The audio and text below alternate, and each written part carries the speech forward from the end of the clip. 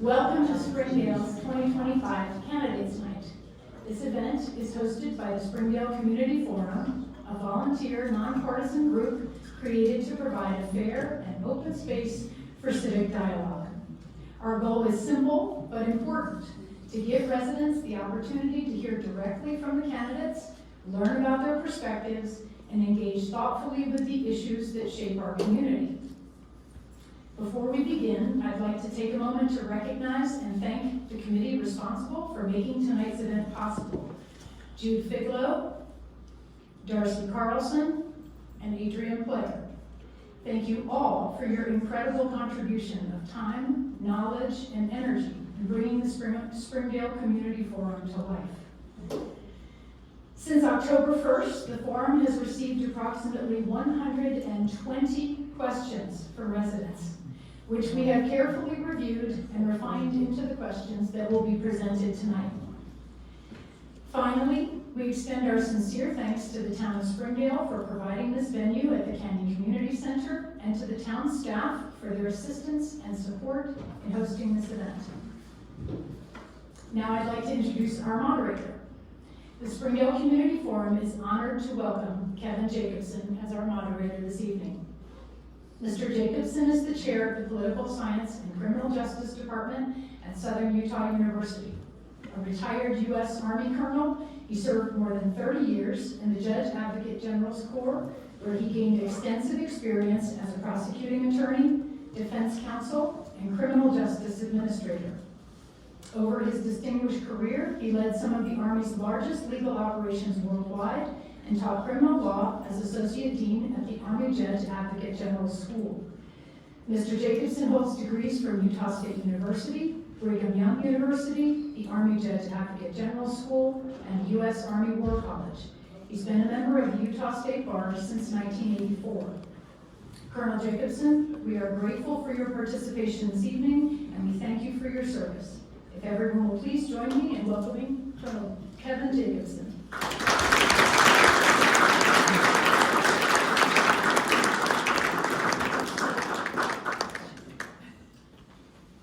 Good evening, it's an honor to be here. Tonight's program is designed to be fair, respectful, and informative. Each candidate will have equal time to share their views. We'll begin with a 90-second opening statement from each candidate. Then we'll transition to a question and answer period. I will alternate questions between candidates. Both candidates will receive the same questions, and responses will be limited to 60 seconds. After that, we'll move to a rapid fire round, where candidates will answer a series of questions with a simple yes or no. Finally, each candidate will have 3 minutes for closing statements at the end of the session. Now, we ask everyone in attendance to remain courteous throughout the evening. This is critical. Please hold applause or any reactions until the end of the closing statements so that all candidates can be heard equally in clarity. And please silence any cell phones or other devices at this time. Our candidates before you on your left is Ms. Barbara Bruno, and on your right, Mr. Pat Campbell. We'll now proceed with opening statements, and we'll go first with Ms. Bruno. Thanks, please. Hi, I'm Barbara Bruno, and I am the mayor of Springdale, Utah. I'm a native of Price, Utah, and I've been in this area since 2012. I have a Bachelor of Science degree in business from Westminster College in Salt Lake City, Utah, and I have an MBA from the University of Utah. I earned both of those degrees while I worked full-time and raised my son, so you get a pretty good idea of how many balls I can juggle at the same time. Still doing that at my age now.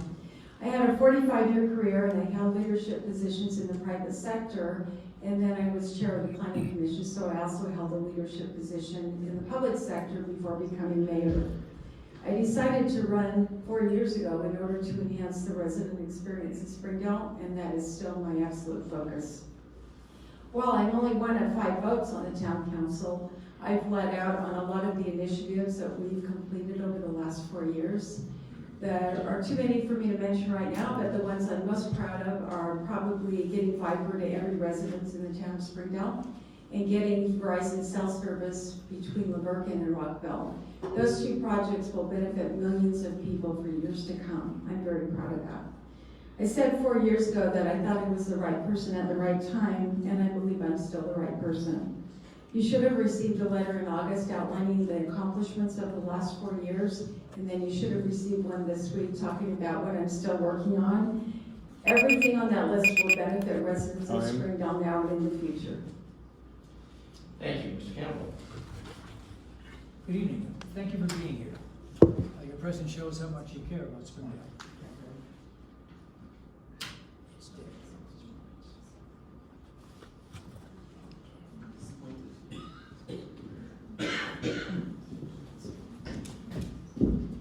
Turn it on as well.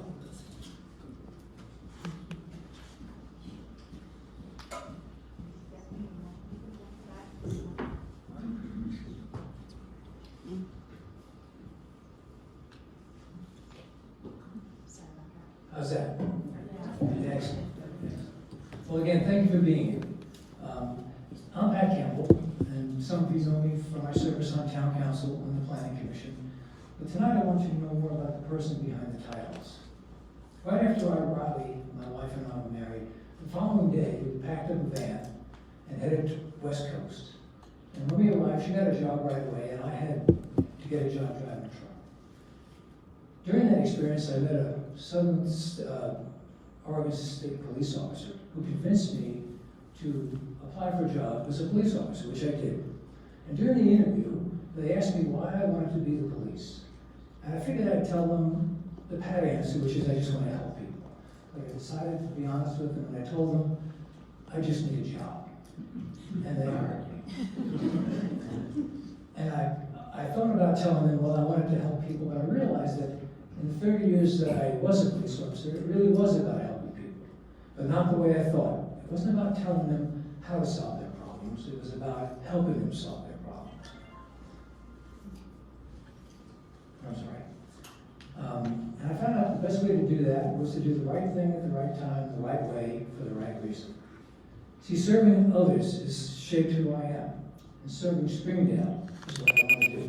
Time. Thank you. Now we'll see with our questions. I will rate the question first, and then I will call on each of you to respond. As a public official, what achievement are you most proud of, and what do you wish you had handled differently, Mr. Campbell? I think I'm most proud of being elected to town council. It was a tremendous honor to be able to do that. I think the thing I was most proud of on town council was the ability for us to collaborate and to get things done together. And the rest of the question was what, sir? And what do you wish you had handled differently? I wish I had voted differently on a most recent issue, which had to do with Zion outfitters. I felt that the town probably did not get a fair shake by not allowing that to go to an investigation at the town council level. Thank you. Ms. Bruno, as a public official, what achievement are you most proud of, and what do you wish you had handled differently? Well, I just covered that in my opening. I think I'm most proud of getting fiber to every residence in Springdale. And what I wish I'd handled differently are several things, but probably the medical clinic purchase. I think that I would have handled that differently if I had that to do over again. I think the outcome might have been the same, but the process could have been a little more smooth. Thank you. Next question. What is the single most pressing issue in Springdale today, and how would you address it if elected, Mr. Campbell? Well, I think the single most pressing issue is actually our town's survival. On three fronts. First, our actual physical survival, water quality, and our waste treatment. Secondly, our cultural survival. How do we survive adjacent to a national park like this? How do we maintain our identity? And lastly, our emotional and spiritual survival. How do we help the people that are having a tough time? And I think that those are the three pressing issues, all under the umbrella of our town survival, that are most important. How would you address these if elected? Well, in terms of physical survival, I would work on the water quality and assurance of water. There are initiatives that the Planning Commission is working on to get this done. I think when it comes to infrastructure, we need to work on our sewer system, and we need to guarantee that that's safe. Time.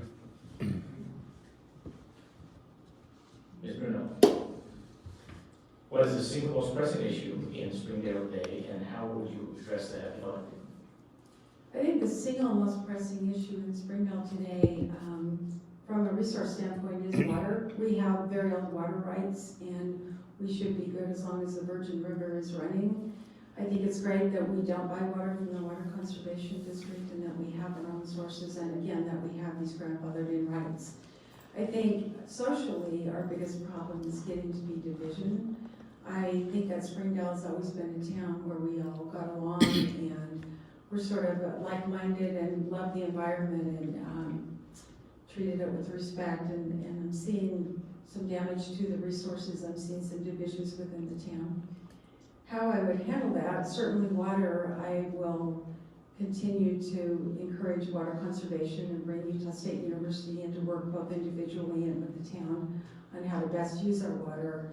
And with the social problem, I'm not sure what the answer is. I wish I did, but I'm committed to do my part, whatever that is. Time.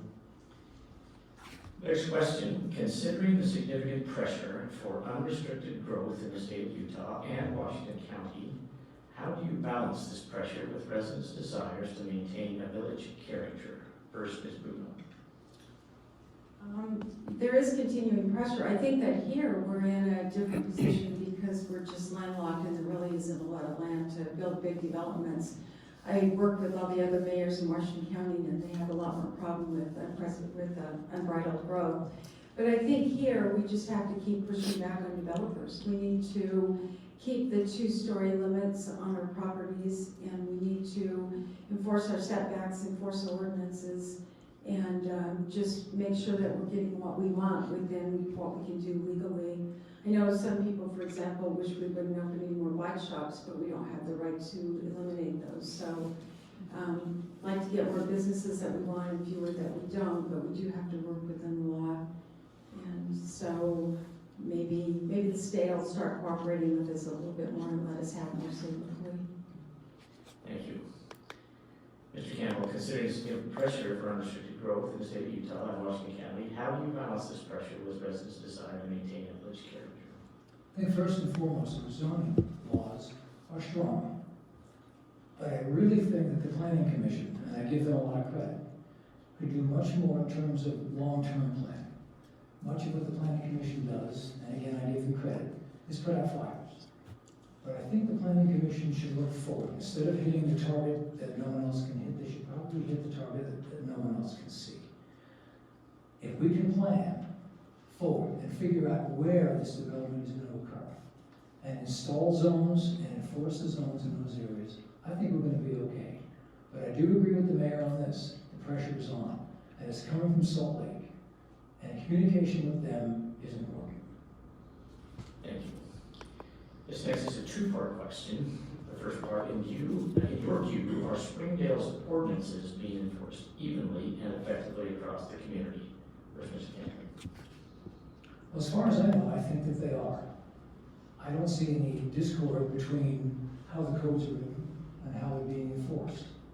I do know that we're being stretched thin when it comes to personnel to enforce that code. And I don't know what else we can do about that. But I sincerely believe that our codes are being followed as best they can. Second part, are there any ordinances you believe should be reconsidered or removed altogether? Well, I strongly believe that the workforce housing overlay zone needs to be eliminated and reworked perhaps. As you recall, the Planning Commission turned that down 3-1 several years ago, and it was passed 4-1 by Town Council, over the objection of about 23 of us that were at that meeting. If I could pull one code off the books, it would be that, with the caveat that we're taking another look at it.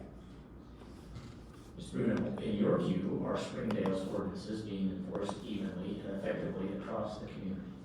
I think our ordinances are being enforced evenly, but I'm not sure they're being enforced effectively. I think that developers and even people who live here and own businesses are finding loopholes that we couldn't have anticipated. And so it's kind of a moving target. I think we're doing as well as we can. I think that we potentially should have 2 code enforcement officers And maybe we could get the building inspector to do a little bit more of code enforcement. Secondly, are there any ordinances you believe should be reconsidered or removed altogether? Not removed altogether, not at this time. I think we've removed some that should have been, like the cottage housing overlay zone, which kind of backfired on us. I think some of the ordinances need tweaking, and we're constantly doing that. I think that the change to the sign ordinance was a good one. We shouldn't do one thing and expect something else from other people. But I think our ordinances are good and they're strong, and there are none I would outright repeal them. Thank you. Next question. If the town were to face declining revenues, what specific strategies or priorities would guide your approach to balancing the budget versus this? Well, I think over time we have ebbed and flowed with the amount of revenue that we have, and I think we do a good job of putting some projects on hold. Right now, we have a couple of shortages in the staff. You know, we're getting more parks and places like that to maintain, and we haven't gotten any more people to maintain those. But certainly, some of the buildings that we have planned could be postponed or reduced in size, or sort of the amenities, so to speak. I don't think that there's anything that we would have to do that would impact residents. I think things would just be postponed. But it is a realistic, it is realistic that our revenues will be down, especially with the current government shutdown. And we're talking about what we would do about that. Mr. Campbell, if the town were to face declining revenues, what specific strategies or priorities would guide your approach to balancing the budget? First and foremost, the planned building for the medical center, the size of that building as proposed have to be drastically reduced, especially since the medical center we have, although stretched, is only seeing about 30 patients on the average a week. I would secondly dramatically reduce the plan for the town hall, which on the books right now, and again, this is in the offing, is 15,000 square feet with 3 floors, a basement, a main floor, and a top floor. So dramatically reducing that and expanding into the building that we have. The post office building is set for 2,000 square feet, but I think that's way down on the list, but it's on the map. Especially since, after I've talked with the man that owns the post office building, he's told me that he's willing to expand it to accommodate our needs. So I think taking those 3 things off the top, especially since we're $15 million in bond debt. Time. Next question is also a 2-part. First part, and this is a yes or no question. The Lyon Boulevard land acquisition was predicated on 3 core objectives: to construct a new medical clinic, a post office, and a town hall. If the lease for the current post office has been renewed for another 5 years, should the town move forward with the remaining 2 objectives on that property? Yes or no, Mr. Campbell? No. What is your alternative vision and action plan for this public use zone land? What I would do is I'd see if the town wants to put its money where its mouth is.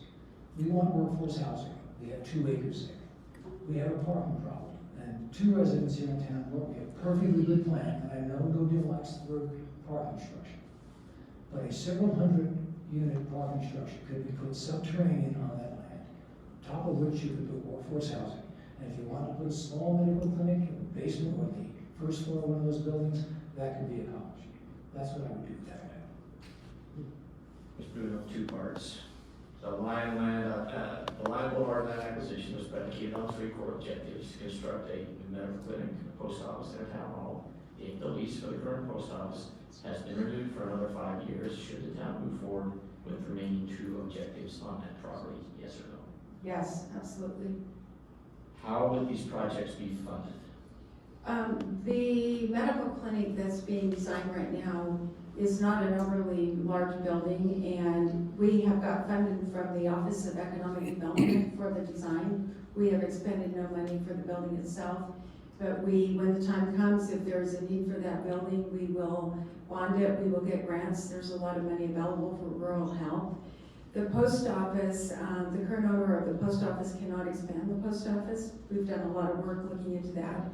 the lot is not big enough, and he would like to build a building on the new property, and that building would be a lot more appropriate for our needs. If I had more time, I'd get into all the things the post office could offer if there were space in the building. And the town hall is not designed at all. That's a future project. We are busting at the seams in our current town hall, and the police department is in the basement. And that's not even in my next term, assuming I get a next term. So I think we did the right thing by acquiring land. Time. Thank you. Next question. Given Springdale's proximity to Zion National Park and the challenges of tourism, traffic, and natural disasters, how would you strengthen local emergency preparedness and ensure resident safety? First, Ms. Blue. Yeah, I think that it's great that we have SR9 that goes both ways, and there are 2 escape routes from the canyon. I think that the old emergency preparedness plan needs to be updated, and we are actively working now on an emergency preparedness center. It will be located on the property we acquired next to Town Hall. It will be emergency power, and it will provide power for this whole complex, and this complex would become a heating and cooling center. This is something we're working on. It's not a pie in the sky thing, and we are currently working on, as I said, updating that plan. There's a CERT organization that's been kind of falling off, that people are trying to get started up again, but I don't think we can rely on that. I think we, the town staff and our police department, need to up the game. Mr. Campbell, given Springdale's proximity to Zion National Park and the challenges of tourism, traffic, and natural disasters, how would you strengthen local emergency preparedness and ensure resident safety? Well, the first thing I'd say is that earlier this year I did prepare an emergency preparedness, emergency disaster plan, and presented it to the mayor, who reviewed it and told me to send it to the chief of police, and that's where it is. So the first thing I would do is train the staff on ICS and NIMS training, which is disaster response training. Staff needs to know how to do this, the police need to know how to do it. And then invite the public to do the same thing. So we're all on the same sheet of music about what we need to do locally, right here, when disaster strikes. Because it'll be 60 minutes a day, 72 hours before we get help, depending on the size of the disaster. We need to help each other. I have a plan to do that, and in my prior job, we did these kinds of things. And we had plans, and I know how to put them together. It needs to be a local plan. We need to be able to help each other until we get help from the state or the federal government. Time.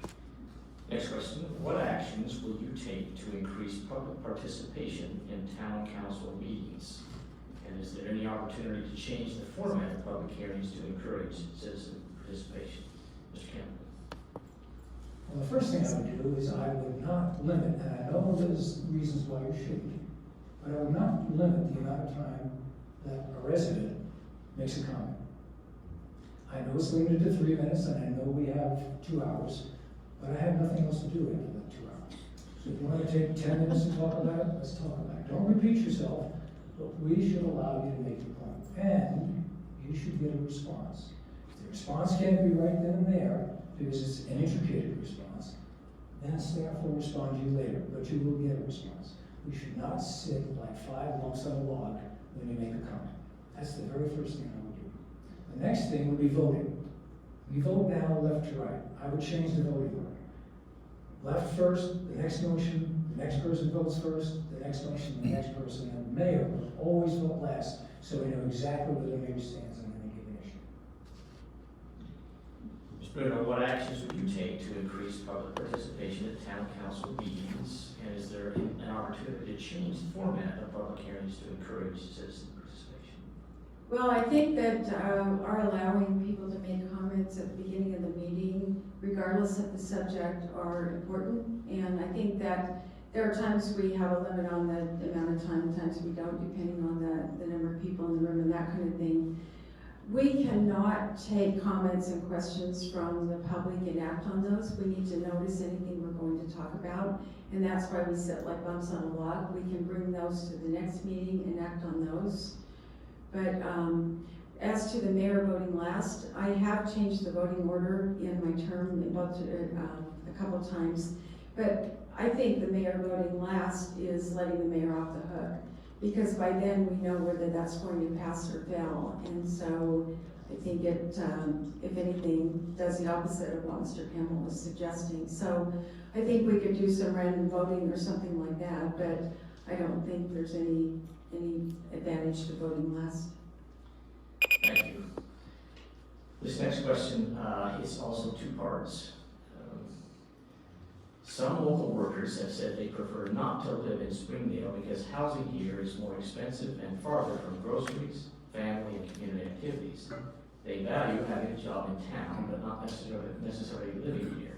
Given that, what is your current position on workforce housing? Is it me? Yes, Ms. Reno. Okay. Thank you. Mr. Keniston of the Planning Commission and I did an extensive survey of the businesses in town. And what we learned is that there are a lot of people who work in town who do not want to live here for the reasons you mentioned. And there are at least 20 to 25% who would live here if they could. We are never going to be able to provide housing here for any more than that, not even that many. But I think that if we could provide housing for a small percentage of people who live here, it would enhance our community. They would be part of the fabric.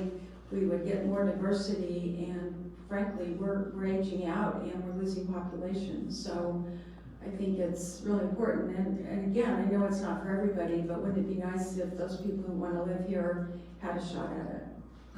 Second part, should the town government continue to prioritize creating more opportunities for it, or do you believe it is the responsibility of business owners? I believe that it is the responsibility of all of us, the business owners and the town. But we're not talking about employee housing as a town. We're talking about workforce housing. Employee housing is tied to a job. So if you lose your job, you lose your home. We want housing where people could work for different employers and remain a part of our community. And the town is not a housing authority and doesn't want to be. So we just need to encourage, we need to give incentives to private developers to build that housing. And I think it's a worthwhile endeavor. Thank you. Mr. Campbell, I'll read the first part of the question for you. Some local workers have said they prefer not to live in Springdale because housing here is more expensive and further from groceries, family, and community activities. They value having a job in town, but not necessarily living here. Given that, what is your current position on workforce housing? First and foremost, I don't think we can create public policy based on anecdotes. I think an empirical analysis of the issue, not the problem. You call it a problem, you're begging the question, what is the problem? Tell me how many workers we have in town. How many want to live here? How many can afford to live here? Did they live with somebody else? What kind of rent are they paying? Are they getting benefits? Are they working more than 40 hours? And I could go on and on. We don't have the answers to very many of these questions at all. Once we have a good idea what the demographic is, then we can craft a solution to whatever the issue is. And if it's a problem, we address it that way. I've asked how many times in council, how many workforce housing units do we need? And I wouldn't even say town council generally.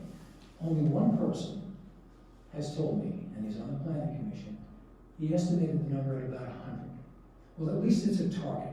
Now, I don't know how empirical that analysis was, but at least it's a target.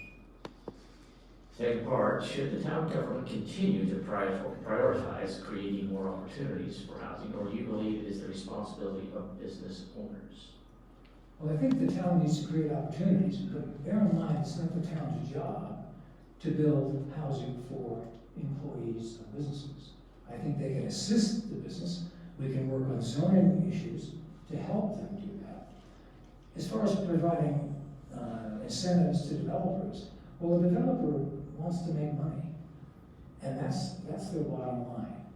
And if we don't present an incentive that is really lucrative, they're just not going to do it. I think if a business owner says, I need housing for my employee, that business owner needs to be front and center on any solution. We have a housing committee, and there's 2 of us on the housing committee, the mayor and I, and 2 members from the planning commission. There is no one from the business community. There is no one from the community at large. And the business owners should have a stake in what we decide in the housing committee. Thank you. Next question, this is like our last. how do you, Mr. Campbell, how do you define your role as a leader as it relates to the roles and responsibilities of staff? In other words, who runs the town? Well, the town is run by town council. The mayor acts at the direction of town council. Think about the motions that are passed. Whatever the verbiage is, at the very end, the last line is, and town council directs, or the town council authorizes the mayor to sign. The town council is responsible to you as a constituency. The mayor acts on their direction. Now, the mayor is the face of the town and can go out and talk to people and try and work deals and try and explore opportunities. But in the end, when it comes to some action, the town council pulls the trigger on it. The town council makes it happen. Ms. Bruno, how do you define your role as a leader as it relates to the roles and responsibilities of staff? In other words, who runs the town? Well, I think that a lot of us run the town. I think town council, I see it, if you're in the private sector, we are the board of directors, and we're getting the 30,000 foot view. We're not making the day-to-day decisions. We are instead getting involved with the things that, more attention, a little higher approval level. And all of us on town council have one vote each. Any of us can lead out on any initiative, and in fact, some of us do and some of us don't. But who runs the town? I think that the town manager runs the day-to-day operations. I think the police chief plays a large role, but I think that we have a fantastic staff that all takes ownership of how the town is run and how they treat the residents and the appearance of the town. I think we're really lucky to have the staff that we have, and I know the town manager gets some flack from some of you, but whether or not you want to hang out with him, he's a fantastic manager. We'll now transition to a series of rapid fire questions. These are all designed to call for just a yes or no answer. The first question, have you read the general plan, Ms. Bruno? Yes? Mr. Campbell? Yes. Do you support allowing public participation via Zoom for planning commission and town council meetings, Mr. Campbell? Yes. Ms. Bruno? Yes. This is a multi-part question. We'll start with Ms. Bruno. Do you support the construction of, and I'm going to list a variety of facilities here. Do you support the construction of a new town hall, Yes. a recreation center, Yes. a maintenance building to replace the existing 50-year-old structure, Yes. a new post office, Yes. a medical center, Yes. a history center, No. additional hiking and biking trails, Yes. and lastly, the Barker River Park expansion project? Yes. Mr. Campbell, same questions. Do you support construction of a new town hall, No. a recreation center, No. maintenance building to replace the existing 50-year-old building, Yes. a new post office, No. a medical center, Yes. a history center, Yes. additional hiking and biking trails, Yes. and lastly, the Barker River Park expansion project? No. Mr. Campbell, first, do you support the issuance of bonds for land acquisition? Yes. Ms. Bruno? Yes. Ms. Bruno first, are you satisfied with Springdale's parking situation? No. Mr. Campbell? No. Mr. Campbell first, do you think Springdale should have an ad hoc budget committee? Yes. Ms. Bruno? Not sure. Ms. Bruno next, do you support a live person answering the main town phone number? Yes. Mr. Campbell? Yes. Mr. Campbell first, do you support a requirement for the town manager to live in Springdale? Yes. Ms. Bruno? Yes. Ms. Bruno next, do you support a requirement for the police chief to live in Springdale? Yes. Mr. Campbell? Yes. Mr. Campbell first next, based on results of the state-required fraud risk assessment report, do you believe Springdale should have a formal audit committee? Absolutely. Oh, that's a yes. In case you don't know. Just spelled longer. Ms. Bruno? Yes. Thank you.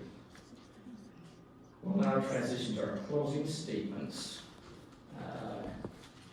Mr. Campbell, you will begin, and you have 3 minutes for closing statement. Thank you. I'd like to share a little story about, to illustrate what I do as mayor. I was a police officer in the 1990s in Oregon, working graveyard, and there was a crash call I rolled on, and it was cold and rainy, and it was winter time. When I got there was a car on its roof, and I got up there, and I was the only car there, and I crawled through the window, and up above was a little woman hung by her seatbelt, and directly above me a little boy in a seatbelt. And I took him down, and I pulled him out through the window, and I dragged him back to my police car. And when I was walking back there, I asked him if that was his mom, and he said it was. And I put him in my police car, and I said, listen, you need to take care of my car. I'll go help your mom, but you're in charge. Can you do that for me? And he said, yes. Well, I went back up there, and about this time, rescue rolled up. And we pulled the mom out, and I went back to get the little boy, and I brought him back to the ambulance and handed him off. Now, this wasn't my call, so I packed up and left. Fast forward 20 years, and I'm teaching at a leadership academy for new sergeants. And at the end of my session, a young sergeant walks up to me and he says, Sergeant Campbell, you don't know me, do you? I said, no, I don't. And then he tells me about the story I heard. And I asked him, how did you know this? And he said, I was that little boy. And he said, and ever since you told me that I was in charge of a police car, and you went up to help my mom, all I ever wanted to do was be a policeman. Thank you, Sergeant Campbell. And they left. And it's always reminded me that's what's important in public service, whether you're in uniform or as a mayor, is how you treat people, how you show up when times are at their worst, how you treat them with respect, how you make them feel safe and valued in the hardest times. That's the kind of leadership you can expect from me. And that's the kind of mayor I will be for you. Thanks, sir. Ms. Bruno, your next, please. Okay. When I came into office almost 4 years ago, I was fortunate to have been endorsed by the former mayor who's in the room, and he helped me a lot to get going and up and running quickly. I came into the position with a lot of relationships from my long career, but I quickly started forming new relationships that would benefit the town of Springdale. I know all of the elected officials in Washington County. I know our state senator and state representative. I know the governor and lieutenant governor, and I even know our elected federal representatives. You might think this doesn't matter, but let me tell you how it matters. When the property above Rockville that's owned by the BLM was on the list for sale to the county, I called Congresswoman Malloy's cell phone and I talked to her about my concerns. And half an hour later, I got a call back from County Commissioner Almquist, who said the property would be removed from the south parcels. I work closely with Zion National Park, and I sit on the visitor management team.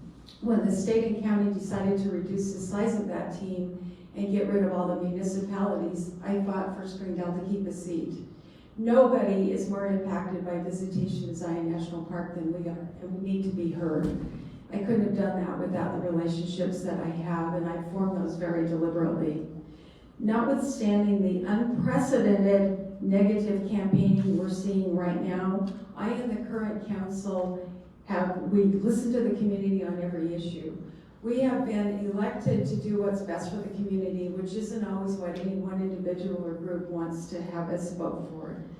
I will continue to make decisions with complete information, to act with integrity, to keep an open mind, and to be a professional and reasonable representative and spokesperson for the town of Springdale.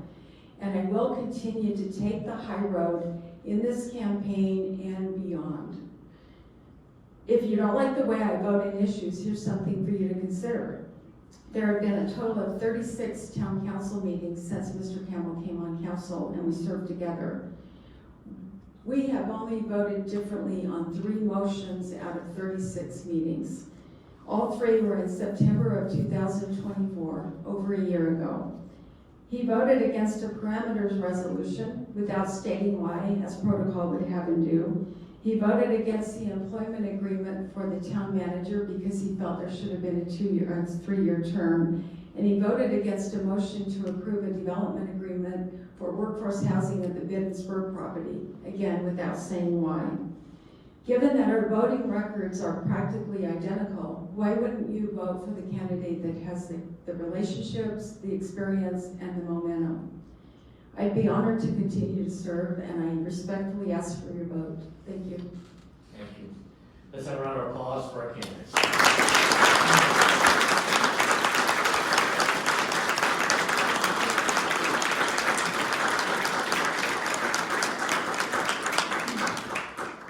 Now we'll break. We ask that you be back in your seats by that clock by 6:55. There's refreshments in the standing room behind you here, and then we'll transition to our town council candidate debate. Good job on blocking, man.